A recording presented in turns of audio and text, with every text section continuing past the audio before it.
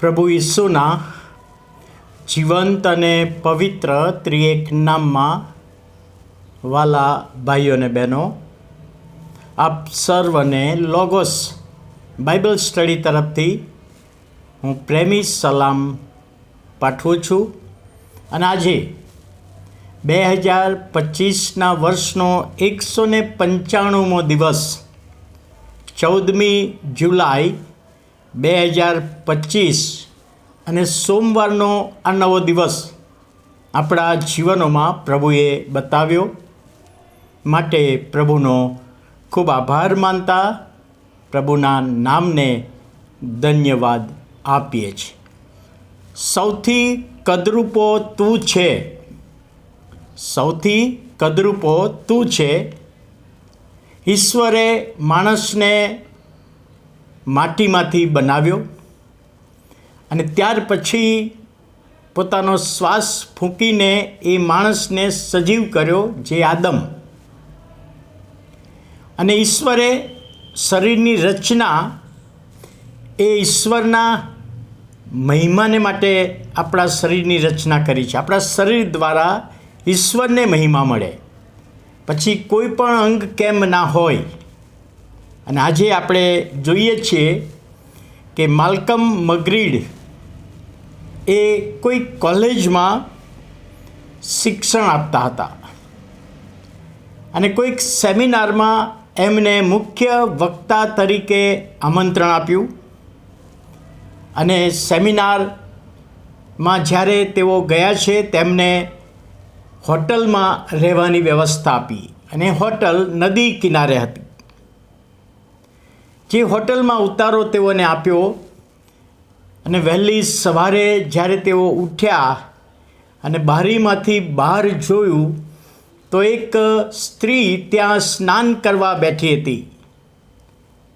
આ માલ્કમ મગરીડે જોયું અને માલ્કમના હૃદયમાં શૈતાને વિચાર મૂક્યો કે તું આ સ્ત્રીની નજીક જા અને એના શરીરને તું જો.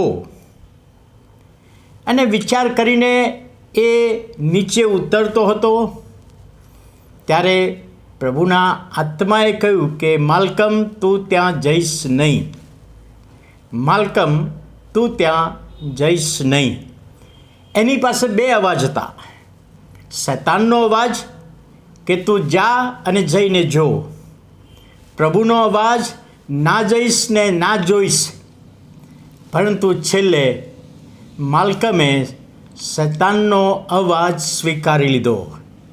મારે એ નદી કિનારે સ્નાન કરતી સ્ત્રીને મારે જોવી છે. અને ધીમે ધીમે એ સ્ત્રી જ્યાં સ્નાન કરવા બેઠી હતી ત્યાં એ ગયો. તો માલ્કમે શું જોયું? એણે જોયું કે એક સ્ત્રી જે રક્તપિત્તની રોગી હતી અને કોઈ જોઈ ના જાય માટે વહેલી સવારે, હજુ અંધારું હોય એવા સમયે સ્નાન કરવા દરરોજ તે આવતી હતી. અને માલ્કમ સ્ત્રીની નજીક ગયો અને સ્ત્રીને આવી કદરૂપી જોઈ ત્યારે એ બોલી ઉઠ્યો કે સૌથી કદરૂપી સ્ત્રી તું છે. તને જોવા માટે તો હું મારા રૂમમાંથી આવ્યો, પણ તને જોવા જેવી નથી. તું તો કદરૂપી છે, રક્તપિત્ત થયેલો છે.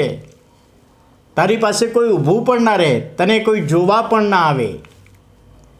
અને ત્યારે પ્રભુના આત્માએ માલ્કમની સાથે વ્યવહાર કર્યો.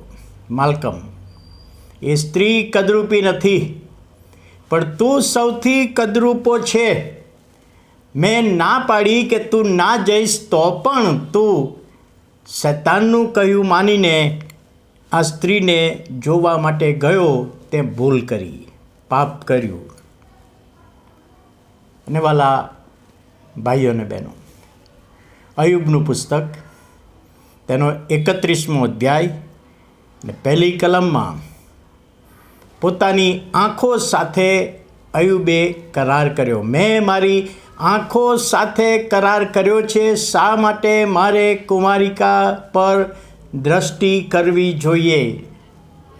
ઈશ્વરે શરીર બનાવ્યું છે, આંખો બનાવી છે, તો અયુબે પોતાની આંખો સાથે કરાર કર્યો કે કદી હું આવી બાબત કુંવારી દ્રષ્ટિ ઉપર, કુંવારી કન્યા પર, કુંવારી છોકરી ઉપર કે બીજા કોઈ પર હું ખોટી દ્રષ્ટિથી જોઈશ નહીં. અહીં આંખોની સાથે અયુબે કરાર કર્યો.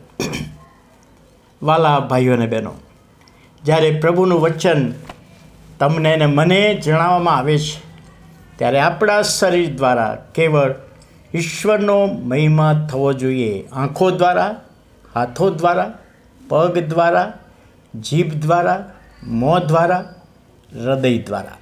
અને આ વચન સમજવામાં પ્રભુ તેના આત્માની દોરવણી આપે, સહાય પૂરી પાડે. પ્રાર્થના કરીએ. વાલા પ્રભુ, અમે તમારો આભાર માનીએ છીએ નવા દિવસની ભેટને માટે. વાલા પ્રભુ, તમે અમને બનાવ્યા છે તો ચોક્કસ હેતુ તમારા મહિમાનો તમે રાખ્યો છે. અને ઘણી બધી વખતે અમે અમારા શરીર દ્વારા તમને મહિમા આપી શકતા નથી, પરંતુ આજે અમે સહાય માગતા તમારા હાથોમાં સોંપાઈએ છીએ. ઈસુ પ્રભુના નામમાં સાંભળો, માન્ય કરો. આમેન.